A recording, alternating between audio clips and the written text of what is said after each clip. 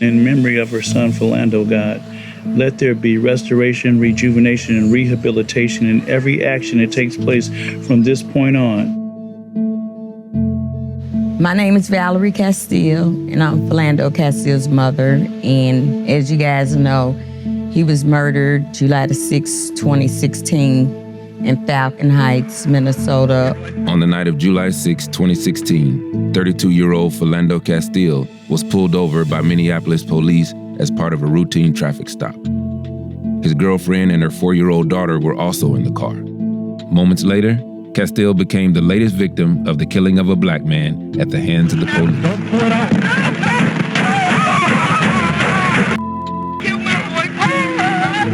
The Minneapolis police officer involved in the shooting was later acquitted of all charges, including second-degree manslaughter. After that happened, we wanted to do things that he held near and dear to his heart. So we created the Philando Castile Relief Foundation. And what the foundation does is help families that loses a loved one to gun violence. Doesn't necessarily have to be police brutality. And we paid the negative lunch balances for our struggling school districts here in Minnesota. And we really wish we could take that nationwide, because it has become a real issue in our schools today. And my son knew how important that was, that as far as their capacity of learning, when you're hungry, you're thinking about something to eat. You know, that zero you wrote on that board starting to look like a donut. We just felt like we should do something for the community, because he was big on family, friends, and the community, and he supported the community by, spending his money in the community and working within the community. He took that drive to go to work over there, and he loved those kids. He was devoted to them, so to speak. He was like a role model, social worker. It was very, very important for us to step up to the plate and do something that could make a difference in our community. The relationship between police officers and the black community in St. Paul, Minneapolis area, how has it changed from 2016 to right now? I haven't seen much change, because we still getting the same results. Since 2016, I think maybe about 8 more people have lost their lives to excessive force, murder, whatever. It's messed up. You have that many people being killed by the police, because in some countries, they don't have a one. Not one. When Justine Damon was murdered by the police, an Australian news team came over here and talked to me. And when something so devastating happens like that, you have to become creative. You have to figure out, what can I do to keep that from happening to me? So a friend of mine created the Not Reaching pouch. And I gave that thing to the photographer, and he looked at it and he laughed. And he said, no, don't get me wrong. It's wonderful that you putting forth effort and try to prevent someone being shot by the police. I'm laughing because who should live like that? We're talking about citizens driving in their cars, walking from the store, playing in the park. The list go on and on of things that we are citizens and we are entitled to do. We're entitled to do those things. And then you come in, you're not assessing the situation. You get out your car, you're already as aggressive as fuck. So what do you think is gonna happen? In my son's situation, he was stereotyped, racially profiled, harassed, stalked, and fucking murdered in that order. You're harassing him. Every time you see him or that his car, you home in on it. Sometimes he had his license and his registration, so it wasn't nothing. But come on now. Every time you see somebody, you think it's a luck of the draw. Oh, let me stop him and see if he got his license or his registration. Maybe I might get lucky and I can give him a ticket or two. You know what I'm saying? We're gonna talk about cause and probability.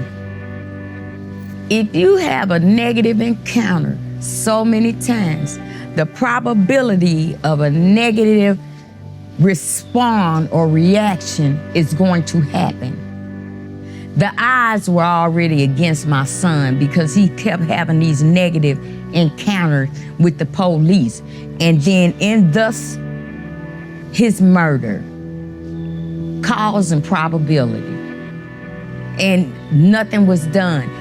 You shot in a car with no regards to human life. You didn't see that baby sitting in the back seat. You didn't notice that there was a woman to the right. And you stuck the gun in the car and shot my son 5 times. Where he gonna go? What he gonna do? I got my seatbelt on, the door locked.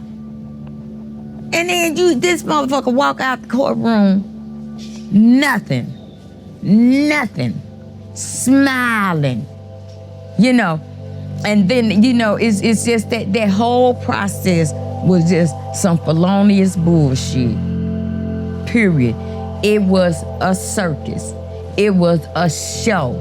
Okay, you gonna get off scot-free. Oh yeah, and by the way, the rest of your contract, we gonna give you $50,000. You know, then you can move and set yourself up and get you another job at a different police department. Mm-hmm. You ain't fooling me. You ain't talking to no slow person. You know what I'm saying? I know what they do. So coming to me and telling me it's raining and you pissing on my head, I know you pissing. So let me ask you this, Ms. Castile. So you fast forward to 2020 and you see George Floyd and what happened to him. What is your initial reaction? I was mad as hell.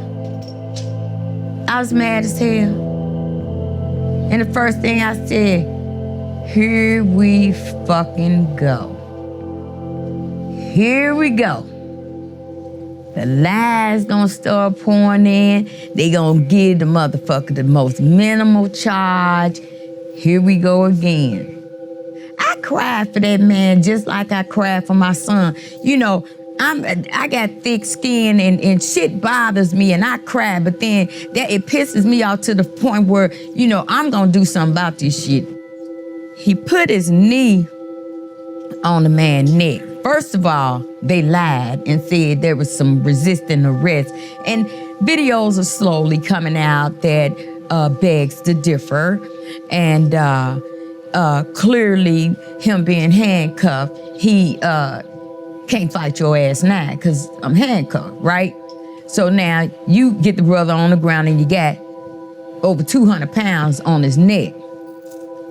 Then you do like this. And then you press your shoe in the ground. I said, well, hold up. This motherfucker done lost his mind. The same amount of time it took you to put your hands in your pocket, you could have got up off of that man. And then you sat there and postured. Look what I did. He knew the cameras was right there, and he postured. You know, look at me. I killed him. I'm not touching him. I don't have my hands on him. I'm not touching him.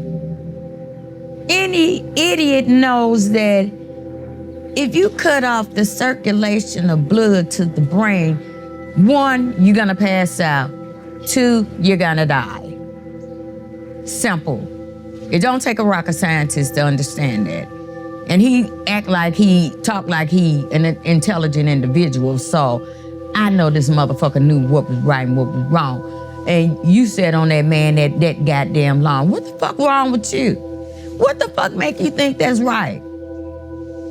And it's the same fucking shit. This man stuck that gun in the car and murdered my son. And these motherfuckers said he was all right.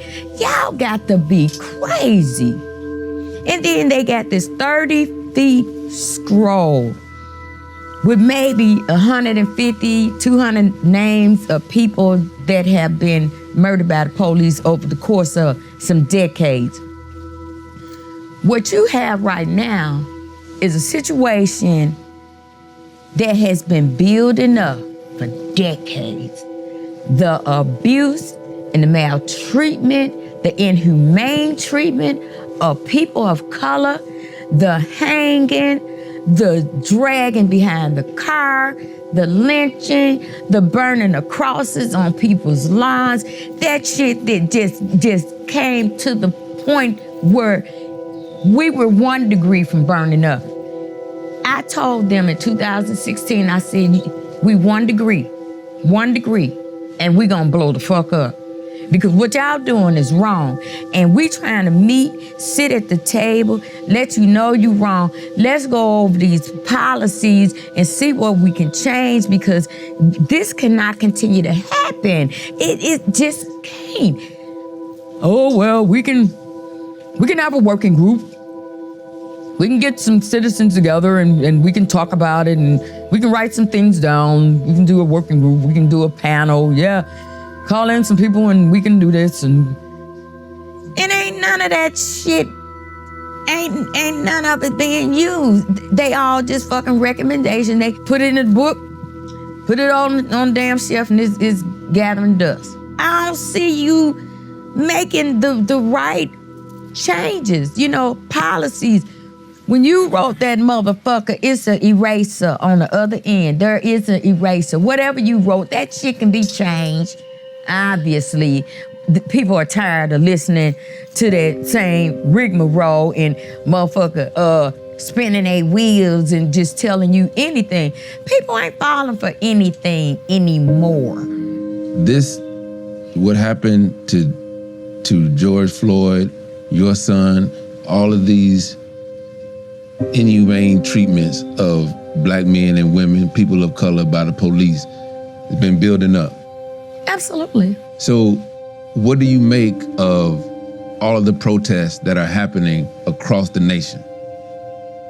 It was a matter of time. And like I said, this, what happens here with the police brutality happens all over this country. We are not the only one that's being dogged out. We are not the only ones that's being mistreated. We are not the only ones that are treated inhumanely. We're not the only ones. That's why it's happening all over, because they steady killing black people. If you do something wrong, they said the police was called because that man was trying to do some type of forgery. Okay, come arrest my ass and let me have my fucking day in court.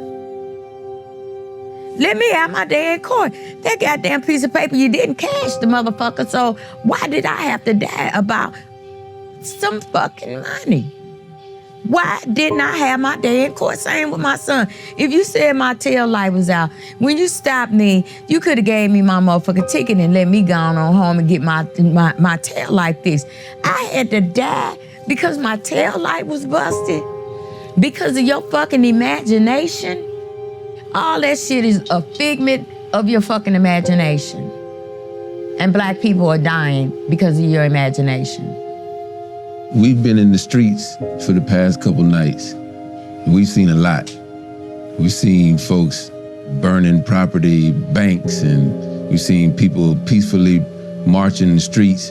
And it seems like there's anger and frustration coming from all sorts of places. What do you attribute that to? We're not trying to be violent, but I know the destruction of property is a no-no, but then you gotta understand something.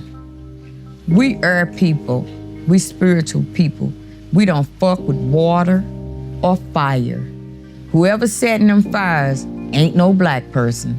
Trust me when I tell you. It ain't no black person that's out here burning shit up.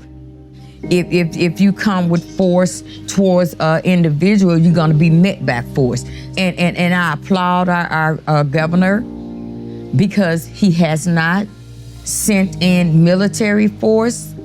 What your president trying to indicate that he should do, and I applaud him for not doing that because there will only be more bodies in the street.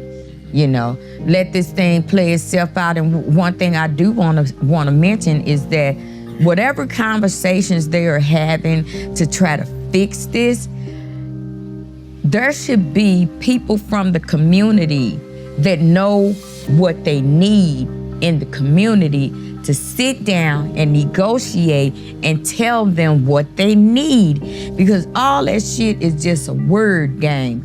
They can take and pick one of them policies, and a seasoned attorney can flip that motherfucker all the way around to fit the narrative, where it don't mean shit what happened.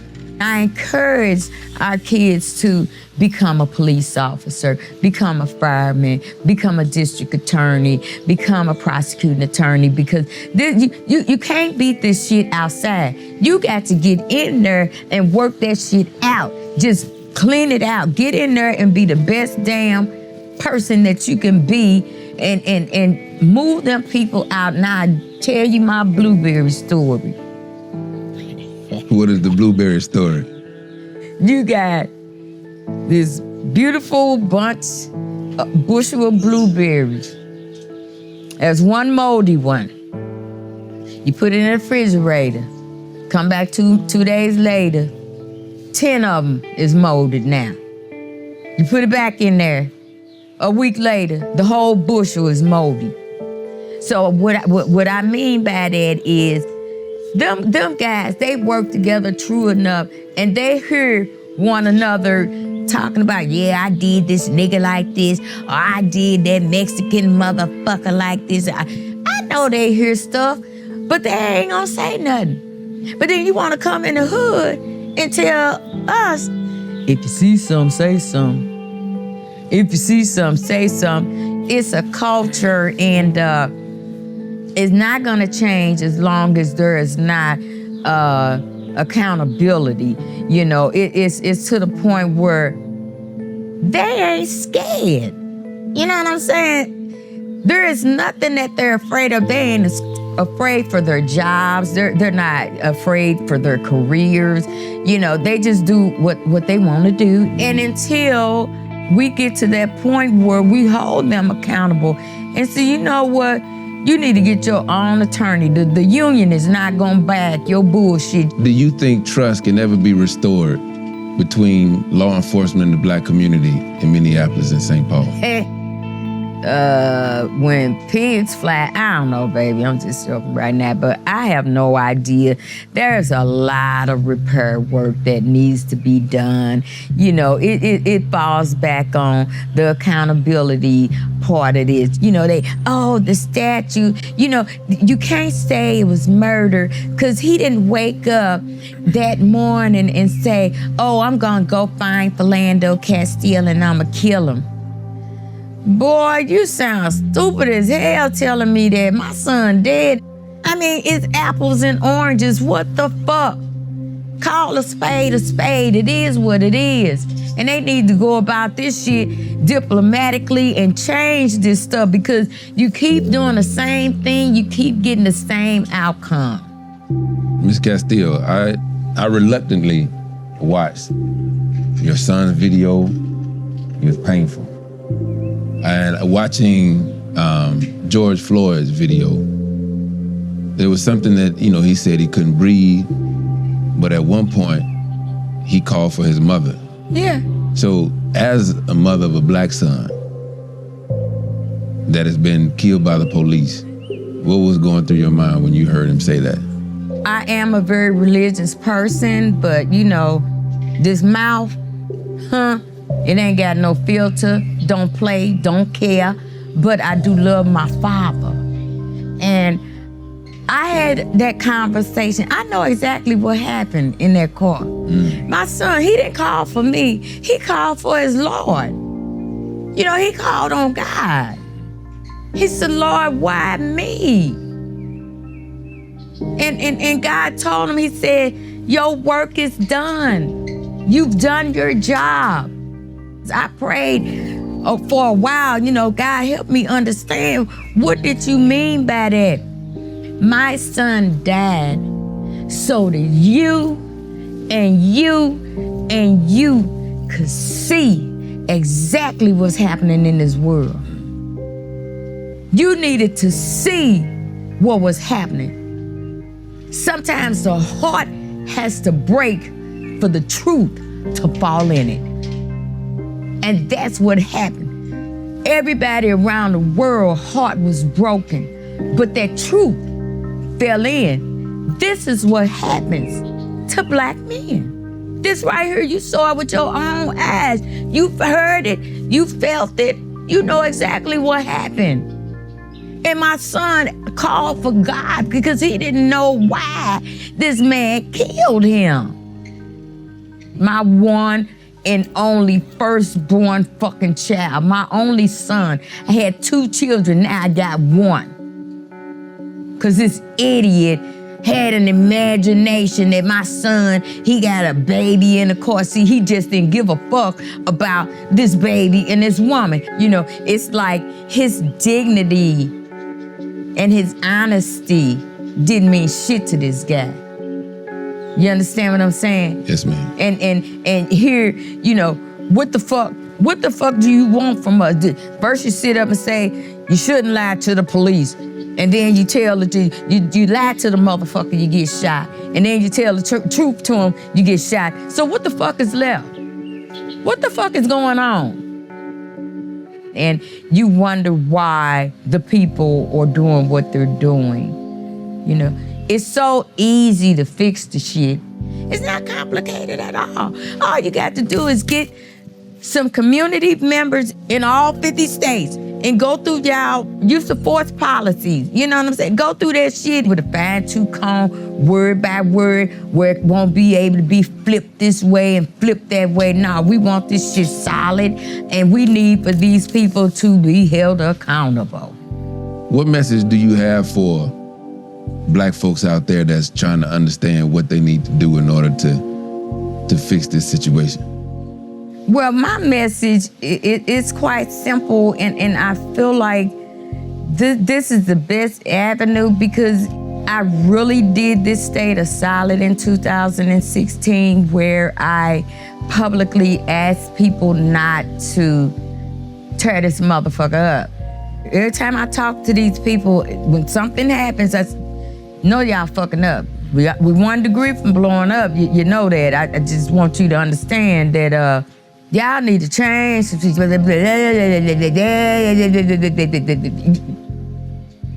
But obviously, what I was saying fell on deaf ears and a hard heart. Because they didn't hear me. And now you have this. There is nothing that I say and that I'm gonna say to try to do anything because you were warned 4 years ago that you had fucked up and you can't keep doing people like you're doing them. A tyrant only reigns for so long, and if you keep oppressing the people, they gonna rebel. And I always refer back to the Haitian Revolution. Is there anything that you want to say to the world with regard to the ongoing struggle for justice? As you know, it has been a long journey. We have been struggling for justice just about as long as we've been over here in this country, brought in as slaves. We've been struggling. It's never been fabulous for black folks. But I noticed that there are a lot of light-skinned folks out there. It's a joy to see people coming together, for one purpose and one purpose only. And like I said, I really respect the governor for not bringing in heavy artillery that orange motherfucker talking about. You was waiting to say it. You was waiting to the end to throw that in there. But Ms. Castile, we really appreciate you taking the time to chat with us. This has been a pleasure for me.